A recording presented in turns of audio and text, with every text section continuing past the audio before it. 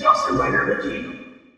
Hey YouTube, Dawson Rider here with my review of the Legacy Golden Power Staff from Power Rangers Zeo. This is a very long-awaited item for many people, and like the Zeonizer, it's kind of a really cool note to go out on in terms of Bandai's Legacy line.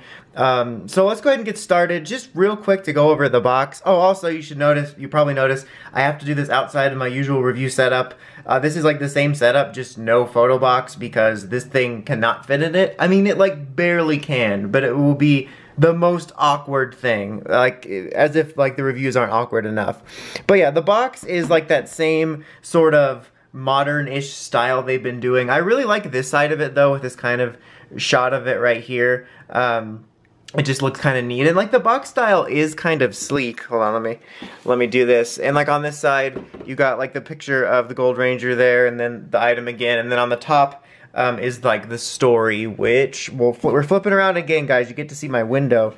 So there's that if you want to pause and read it. But yeah, so it's sleek packaging, but as I mentioned in the Zeonizer review, I do kind of miss the retro packaging. I was looking forward to seeing them get to that beyond MMPR. But anyway, here's the main event. I have it on the stand here, which is not included with it. This is actually from a Force FX lightsaber, but it ended up working pretty well in a pinch.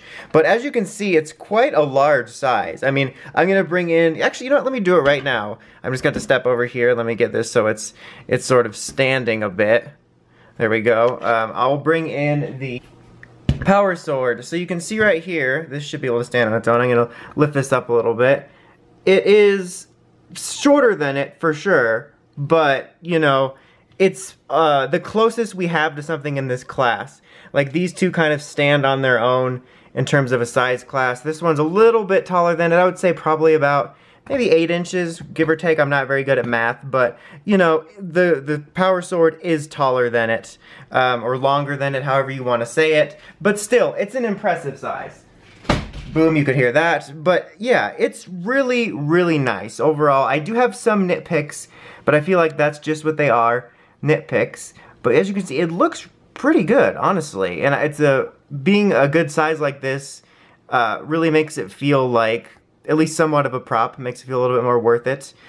This section here is what is die cast. Right here, you can't feel it by me feeling it, but this is what makes it feel a little bit more solid. I like the paint here on this instead of being cheap. The only note here, which isn't necessarily a blanket complaint, but my fin down here is a little bit bent from packaging or whatever. Alright, right here is going to be the switch you're going to use for sounds, and then up here, I feel like this gold looks a smidge cheap, but it's not too bad. It might just be nitpicking, but not super noticeable, oh, this is awful cheap. More just kind of it could look a little bit better, but I still think it looks solid. The bulb up here is super bulby. I'm damn, that's you know, Buggy's nose. It's ridiculous. But yeah, very nice size, as you can see. I'm sorry I can't really, I don't want to show myself on camera in this one. Just not today, guys, not today. I wanted to try to do it without it so that I didn't have to do that. I just feel it's weirder if I do this one. But yeah, very good looking, good size. I'm going to be doing a quick comparison video with this and the Zeonizer to their original counterparts. And I just can't do it right now because I don't have it. I have to find it in the crawl space, but I'll do a quick video on that. I might even do a review of the original one someday, but that day is not today.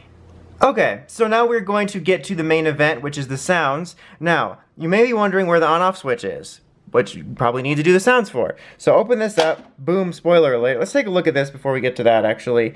Oops, almost knocked my lights off. Inside here, it looks really nice. I think they got the details well done.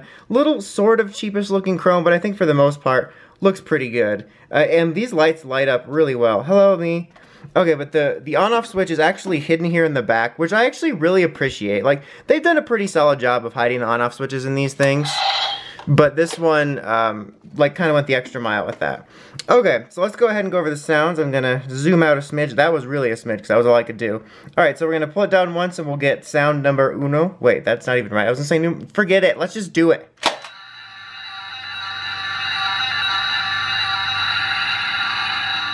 Alright, so we get that sound, which I believe is similar to one you got in the original version. And then if you pull it down once, you get sort of a charging attack noise that will light these up in succession.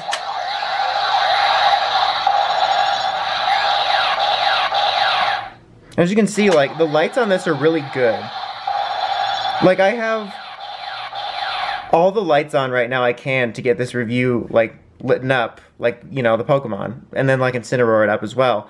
But and it's still showing, because sometimes I'll have stuff where the light won't show as well. Okay, now if you hold down this, you will get the Zeo theme. I'm gonna take the advice of a friend of mine and just only show a bit of it, so that I don't have as much of a chance of getting copyright strikes, because you all know what the Zeo theme sounds like, but...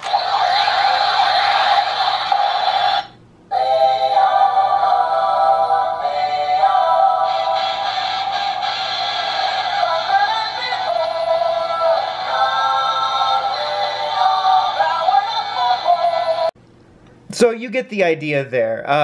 The only complaint I really have about that is, like, you have to go through this noise first.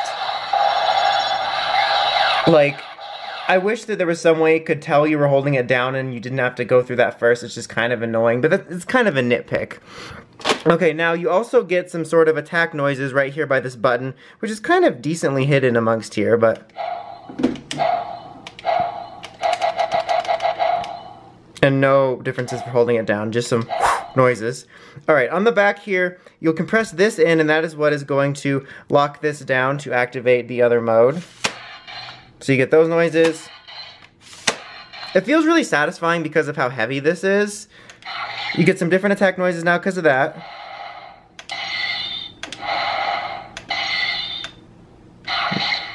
Okay, now for the main noises of this, hold on, I'm just going to adjust a little bit. You get pretty much the same thing.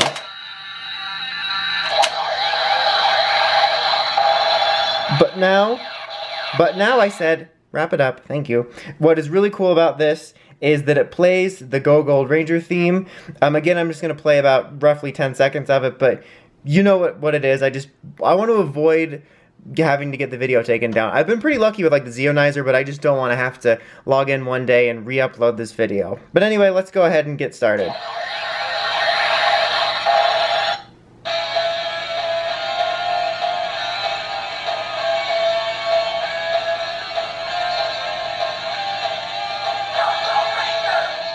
Okay, so you get the idea there. I'm sorry I didn't play the whole thing.